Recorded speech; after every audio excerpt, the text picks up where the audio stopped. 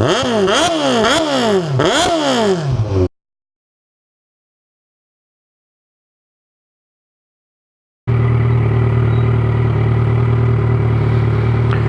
guys, here it is. I wanted to do a little how to use a clutch for beginners. Everybody out there just starting out that's just getting their bike. I know a lot of vehicles now don't have clutches. Before, a lot of people had clutches on their cars, so they had some idea of the way it worked, but now a lot of cars are automatic, so not only are you learning on the bike for the first time, but you really don't have an idea of how the concept works. So what you're going to do, you're going to start out, pull your clutch in, and you're going to turn your bike on. You're going to be in neutral when you do that, so you want to push down to get yourself into first gear and out of neutral, and then you're going to let the clutch out slowly. Now, depending on the size of your bike, generally the bigger that your bike, the less gas you have to give it. If you're starting out on the 250, you're going to have to give it more gas than what you'll see me giving it. This is a 1000cc bike, so you can actually watch. Mine will actually take off without me giving it any gas at all. But what you're going to want to do is right when you feel the bike start to pull, see how it starts to pull? As it starts to pull, that's when you're going to want to give it more gas. Okay, and then you're going to be able to take off. So you just let it start to pull, and then you give it gas. You don't want to give it too much gas, or it's going to jerk away from you. If you give it too little gas, it's going to stall on you. So you just want to slowly let it out. I mean, you can even practice, and this is something I like to do to get the feel of it. You just start, say here, keep one finger on the brake, on the front brake, let your clutch out just so it pulls. Let your clutch out just so it pulls. Let it out just so it pulls, and just keep stopping it. You know, you don't have to give it gas. You just find that place where it starts to pull, you know, so you know where it is, so you're comfortable with the place it starts to pull. And then when you're comfortable with that place, you know, don't let it out the whole way, just to where it starts pulling, and then pull it back in.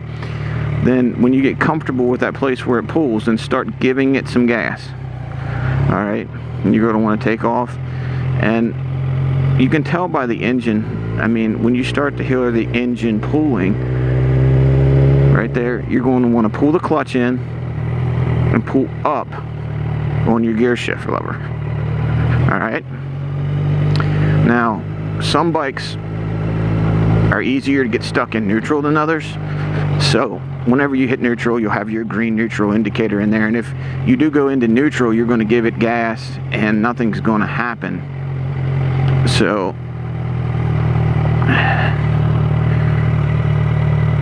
you're going to give it gas and nothing's going to happen, so you'll know that you're in neutral.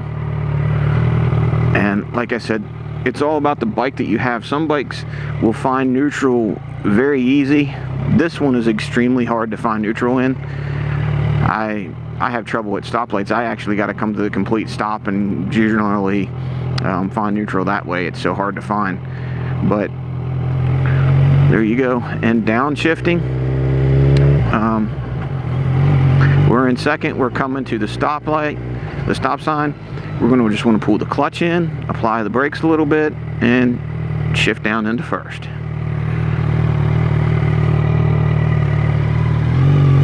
All right.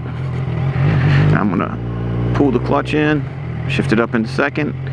If we're not coming to a complete stop, what we're going to want to do, we're just slowing down, is we'll apply the brakes a little bit and stick it down in the gear, slowly let the clutch out so that the bike's not jumping. You always want to let the clutch in and out slowly. You don't want your bike jumping around on you.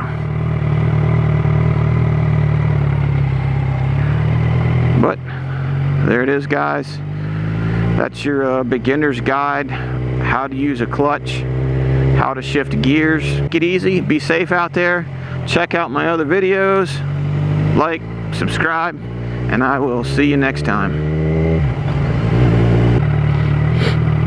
A little side note on here, guys, if you're getting a bigger bike to start out with instead of a 250, a lot of guys, when you ask what to start out with and what the suggestion is. People are going to suggest that you start with a 250, and it's probably a better choice for a starter bike.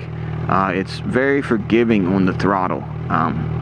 Just as an example, with this bike, if I were to put it in gear and twist this throttle all the way, it would stand up on the rear wheel, dump me off the back, and take off down the road without me. You can do that on the 250. You twist the throttle all the way, and it's going to give you a little jerk, but that's about it. It's not going to throw you off the back. It's not going to stand up. So if you're looking for a beginner bike, a 250 is a very good choice. The other thing about them is you're not going to lose a lot of money. If you buy a 250, you can usually sell it, if not for the same amount of money, for a couple hundred more. And it's a good way to find out whether you like riding, or whether you don't, without dumping $8,000 into a bike. But that's it.